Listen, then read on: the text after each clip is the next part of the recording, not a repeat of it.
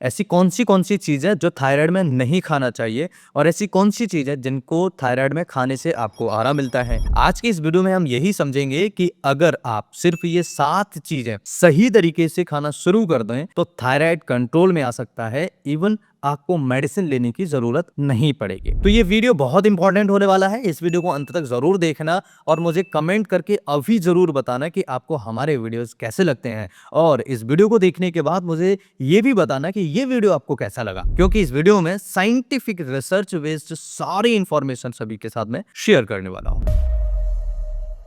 बहुत लोग मुझे पूछते हैं मेडिसिन ले रहे हैं फिर भी वेट कंट्रोल नहीं हो रहा, थायराइड कंट्रोल नहीं हो रहा, क्या सच में आपकी जो प्लेट में रखा हुआ है क्या वो आपकी प्रॉब्लम बढ़ा सकता है, क्या वो आपकी प्रॉब्लम कम कर सकता है? थायराइड में 70% काम दवा नहीं डाइट करती है। इसको समझने की जरूरत है, बस अगर आपने समझ लिया तो काम हो गया। सबसे पहले बात करते हैं क्या खाना चाहिए थायराइड में। सबसे पहले आयोडीन। आयोडीन वाला खाना जो होता है जो थायराइड हार्मोन बनाने के लिए जरूरी होता है। आयोडाइज जो सॉल्ट जो होता है वो प्रॉपर तरीके से काम करने में मदद करता है थायराइड फंक्शन को। तीसरा दही इंपॉर्टेंट होता है। चौथा दूध बहुत इंपॉर्टेंट होता है, लेकिन एक्सेस भी नहीं करना है। मतलब कि अब आप ये कहेंगे कि बस इनको लेते रहो, नहीं, ये नहीं करना है। प्रॉपर तरीके से क्वांटिटी फिक्स कर लीजिए कि 1 गिलास दूध सुबह, 1 गिलास दूध शाम को लेना है। उसमें भी ध्यान रखना है जो उस पर मलाई पड़ रहा है उसे हटा देना है। 1 कटोरी डेली आपको दही लेना है, ये भी आप इसकी क्वांटिटी तय करके रखिए। दूसरी चीज selenium rich food. Selenium rich food क्या होते हैं?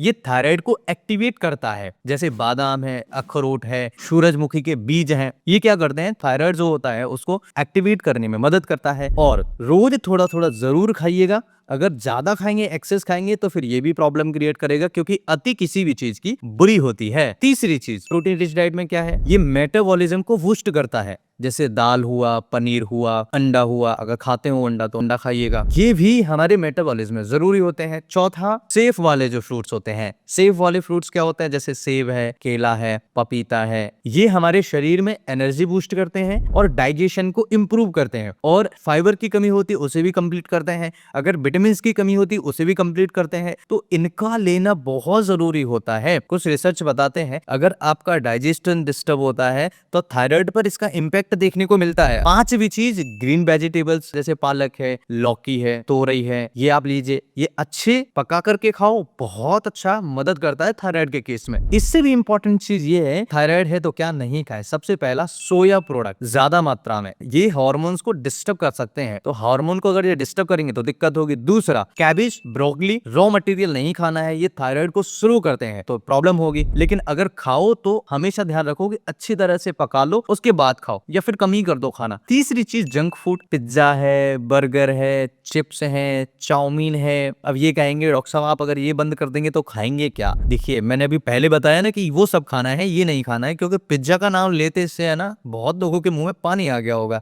अगर आ गया हो तो कमेंट जरूर लिख दीजिए पिज्जा नहीं खाना है। ये मेटाबॉलिज्म को खराब करते हैं, इसलिए मेटाबॉलिज्म को सुधारना है तो पपीता लो, सेब खाओ, केला खाओ, प्रॉपर तरीके से अच्छे से फ्रूट खाओ, बादाम खाओ, अखरोट खाओ, ये सब चीजें लो। चौथी चीज एक्सेस शुगर। अगर एक्सेस शुगर लेंगे तो ये इंसुलिन को बढ़ाता है और इसका इम्पैक्ट थायराइड पर भी आता है। थायराइड खराब करने में बहुत ज्यादा रोल प्ले करता है ये। पांचवी चीज कोल्ड ड्रिंक्स, पैक्ड फूड, जैसे केमिकल्स वाले जो जिनमें प्रिजर्वेटिव्स मिले हुए हैं, ये हार्मोन को डिस्टर्ब करते हैं। थायराइड को डिस्टर्ब करने में ये काफी ज्यादा रोल प्ले करते हैं, इसलिए ये सब चीजें नहीं खाना है। कुछ रूल्स जो 90% लोग नहीं जानते। सुबह खाली पेट थायराइड की दवा लो। थायराइड की दवा जैसे ही आपने सुबह सुबह खाली पेट ली तो 30 से 45 मिनट तक कुछ मत खाओ, हमेशा ध्यान रखिए। उसके अलावा कैल्शियम आयरन सप्लीमेंट साथ में मत लो। अगर आप थायराइड की टैबलेट खा रहे हैं तो कैल्शियम को और आयरन को एक साथ मत लो, अवॉइड करो। आपको देखने को मिलेंगे रिजल्ट्स आएंगे और आपकी जो डाइट आपने सुधारी है उसकी मदद से प्रॉपर तरीके से आप थायराइड को बैलेंस कर पाएंगे। थायराइड लाइफ टाइम बीमारी नहीं है, इससे हमें प्रॉपर तरीके से खान पान से कंट्रोल किया जा सकता है। अगर अपने डाइट और लाइफ स्टाइल को सही कर लिया जाए तो नॉर्मल लाइफ जी सकते हैं, थायराइड को बैलेंस रखा जा सकता है। बस आज एक फैसला लो, अपनी बॉडी को सही फ्यूल दोगे, यानी कि अच्छी डाइट दोगे प्रॉपर तरीके से अपने थायराइड को बैलेंस करने के लिए। दोस्तों ये वीडियो आपको कैसा लगा? अगर आपको शरीर में थकान, कमजोरी महसूस होती है, खून की कमी महसूस होती है, कैल्शियम की कमी है, आयरन की कमी है, फॉलिक एसिड की कमी है, तो हमने रिसेंट में एक वीडियो शेयर किया हुआ है, उसको जरूर देखना, क्योंकि उसमें हमने बताया है कि तेजी से खून बढ़ाने के क्या उपाय हैं, तेजी से खून कैसे बढ़ा सकते हैं। और साथ में एक और वीडियो हमने आप सभी के साथ में शेयर किया हुआ है जिसमें हमने बताया है है कि अगर आपको फैटी लिवर है, बिना किसी मेडिसिन के फैटी लिवर को कंट्रोल किया जा सकता है, ठीक किया जा सकता है। ये जानकारी अगर काम की लगी हो तो कमेंट में जरूर पिन करिएगा,